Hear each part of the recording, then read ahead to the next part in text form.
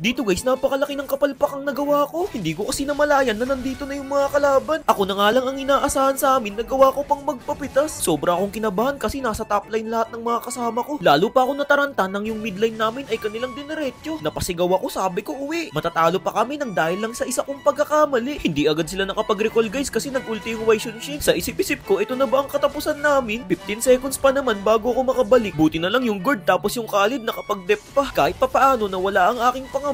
Makabalik lang talaga ako, iisa-isahin ko kung sino yung pumitas sa akin kanina. Nang mapitas yung kaya nila, nagkunwari ako maglolord kahit hindi pala. Pinagalaw ko lang para maglapitan yung mga kalaban. Ang hindi nila alam, meron na akong napagplanuhan. Alam ko kasing kukontes yung mga yan guys, kaya ready na ako kahit anong mangyari. Kumukuha lang ako ng pagkakataon upang makatimbre. Nakita ko nagdedep yung Cecilion nila kaya siya ang aking inuna. Akala niya siguro minions pa rin ang kinikrill niya. Hindi niya alam, heto na ako ang nag-iisang bida. Nang mabawasan ko na sila ng isa, nilinis ko muna lahat ng minions dito sa mid. Para nang sa ganun, sa pagsugod ko walang maging balakid. Sakto naman, naiuntog ko si Iliter. Walang magawa kahit magtawag pa ng bouncer. Matapos nun, napansin ko naman tong si Pobius, talon ng talon. Labis na nag-aalburuto, parang bulkang mayon. Tingin niya yata aatrasan ko siya sa mga kasama niyang namahinga. Akin siyang isasama. Siguro naubos na yung kanyang jumping salad habang patalon-talon pa naman aking kinakaladkad. Bali si Kaja na nga lang pala'y natitira. Tatapusin ko na sana kaso sumenya sila, Lord na lang daw. Pinagbigyan ko na, sino ba naman ako para tumanggi, diba? Kaso nga lang nakakainis kasi pinanood lang nila ako, wala man lang tumulong sa akin na kahit sino. Paikot-ikot pa tong Martes, so feeling niya ata maaagaw niya pero ako pa rin ang nakakuha. After nun, hindi pa rin ako bumak, sinalubong ko lahat ng mga kalaban. Sinadya kong magpahatak sa Kaja para yung pa-switching ko ay kanilang makita. Sobrang bilis nga guys, wala pang 1 seconds napalitan ko na. Nang dahil sa ginawa kong yun, naubos ko yung mga skills nila. Ang kagandahan pa niyan, ako'y nakatakas pa. Bakit yik yun? Sa ngayon, hawak na namin ang kalamangan. Pero guys, kahit napunta sa amin yung Lord, sobrang dali lang nilang nalusaw. Sa katunayan nga niyan, nandito na naman sila sa base namin, naghahalimaw. Siguro binabalak na nilang tapusin, pues pag ginawa nila yon, ubos ang kanilang batalyon. Bago ako sumugod guys, pinuno ko muna yung buhay ko tsaka ako sumibat bilang isang hudyat. Biglang nagkaroon ng lakas ng loob yung mga kakampi ko para sila ilapitan. Habang ako naman sumisibat lang sa kanilang rikulan. Ako kasi yung gustong-gusto nila unahin, hindi naman nila kayang gawin. Dahil yan, ubos kayo ngayon sa amin. Prinikilan ko na yung Cecilion dito guys para lalo silang mawalan ng pag-asa. Tapos naka-triple kill pa ang bida. Nagkalituan pa nga kami dito guys kung sino magdedep, si Grak ba o ako. Sige na nga, siya na lang, bida-bida masyado. At ayun na nga guys, si Iliter na lang at Wai Shunshin yung magdedep sa kanila. Tinipian ko muna bago ang sakuna. Gusto ko ang sabihin sa mga kakampi ko na ako na lang sana mag-isa tatapos Subalit hindi sila panatag, bagkus ako pa yung kampante. Tignan nyo, ako pa yung nanguna mga ante. Hindi ko na binigyan ng pagkakataon yung mga kalaban upang makauwi. Sabay recall sa pisngi.